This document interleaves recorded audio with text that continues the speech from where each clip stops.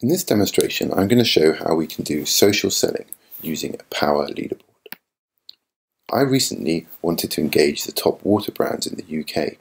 In order to do that, I created a power leaderboard of the water brands, and then I tweeted it out to them saying this is where you stand on the leaderboard amongst yourselves. The response, as usual, was fantastic. People within the water industry retweeted and tweeted about the leaderboard, and the water brands themselves retweeted, favorited, said thank you. Some of them even started following me. So this was to a bunch of people with whom I had no previous relationship, yet my power leaderboard allowed me to social sell and start an engagement with them. Let me show you how I did it. I clicked on Create Board on Leaderboarded, and under the social selling category, clicked on Create a Power Leaderboard. I previously found a Twitter list of energy influencers, and this board is going to be about the energy influencer top 10. That's because I want to also talk not just to water companies, but to people who are involved in the energy sector. Clicking Create will then go away, and Leaderboard will then create my power leaderboard by pulling in all the clout scores for each of the individual people on that Twitter list, and then ranking them in an elegant and nice looking leaderboard. As we can see, the Energy Influencers Top 10 is now looking great. I can see all my different players, a bio about them, and a score. I can then,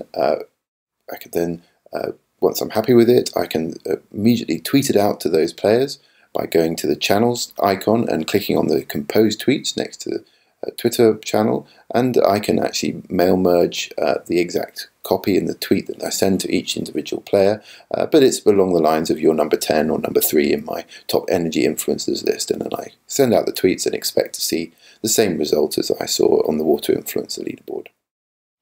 If I want to customize my leaderboard further, I can also click on the channels icon and edit the settings for this page.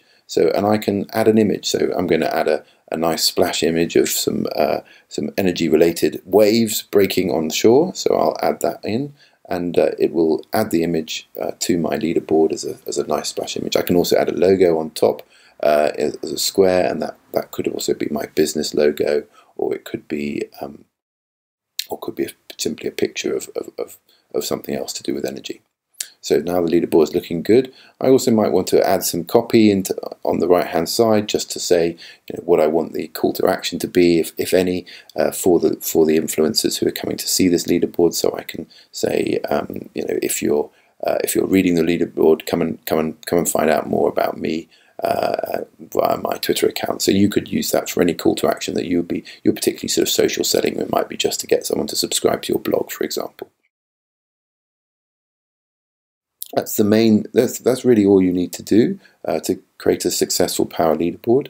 If you'd like to add a player, then go to an additional player, go to the players section, and you can click on add player. In order to add additional players, you just enter their Twitter account and they can join the leaderboard.